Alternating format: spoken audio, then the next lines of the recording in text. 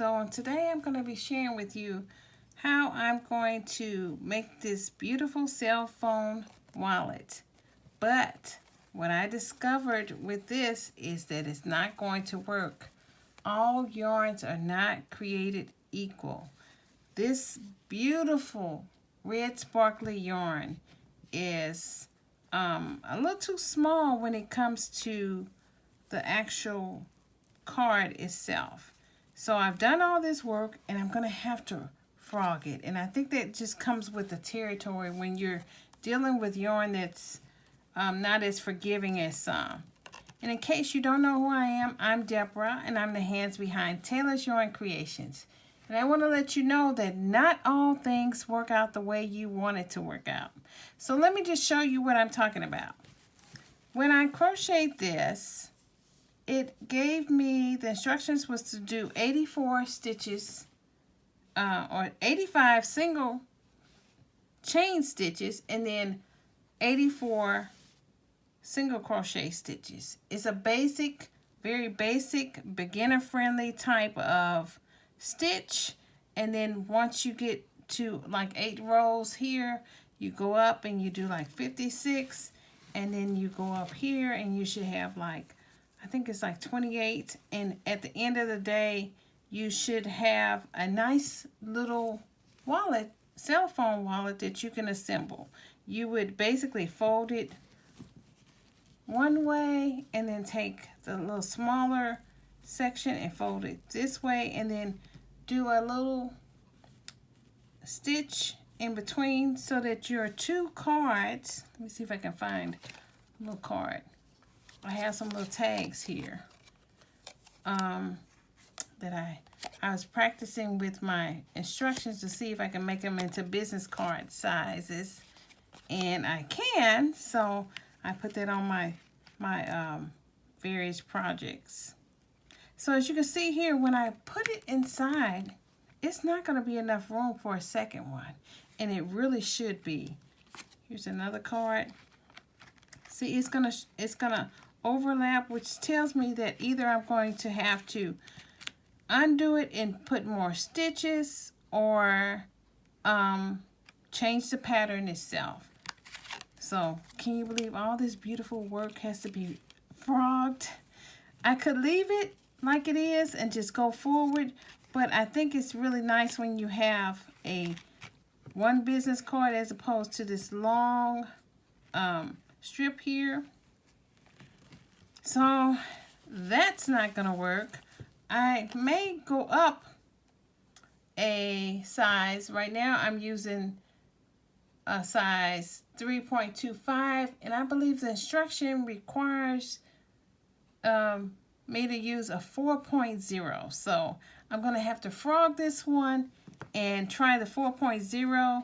But before I get any further, once I get to this part, I'm going to make sure that it actually can hold 2 cards. So what I'm learning is, if the instructions that you are presented in a pattern requires a specific hook size, be sure to use it, because as you can see here, it's as beautiful as it is.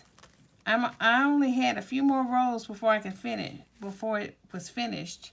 As beautiful as this is, I'm going to have to frog it.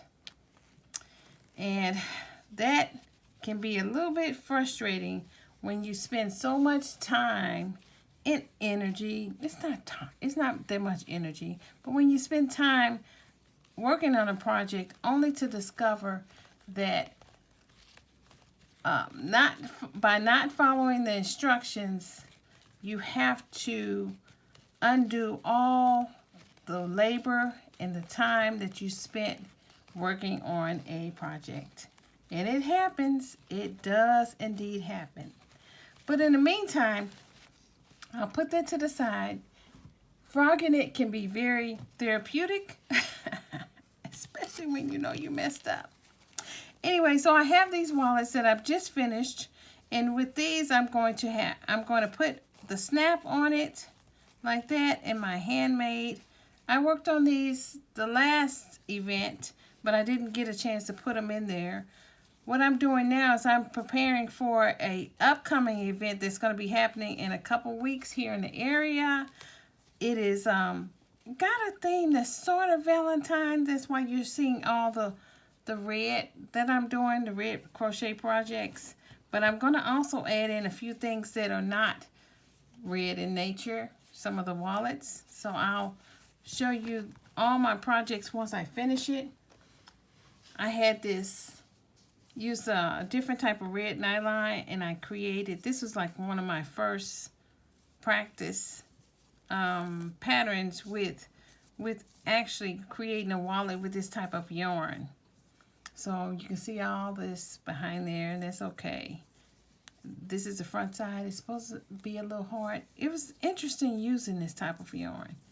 But I have that, and I don't know if you remember the handmade items that I created earlier. It's really nice. And then I had the little half one. So it's like I've been busy. And then I used here's one where I used the cotton, and I need to put a snap on it. The cotton yarn is not as sturdy, but it's still doable, and it still works, and it can be really nice, and it worked up really fast. I don't remember where I got this pattern from, but I thought I'd try that as opposed to the little flat version. As you can see there, this has a little bit more puff to it. I was going to put some stuffing in it so that it sits really nicely. But this one is not as sturdy as this one, and as you can see, the nylon turned out almost much bigger than the cotton one. And even though it's the same stitch, the same pattern, I believe it's even the same hook. The yarn types can make or break your pattern. I'm not going to say make or break. The yarn types can really change the size of a project, as you can see here. This one is nylon and this one is cotton. But I'm going to put them all in my little event. I'm going to be bringing them with me when I go to my event in a couple weeks. So the lesson for today is follow the instructions. Until next time, this is Deborah. I'm the hands behind Taylor's Yarn Creations. Be sure to like and subscribe, and I'll see you the next time. Perhaps by the time I get back on again, I'll have the finished project, and you can see what this cell phone holder looks like.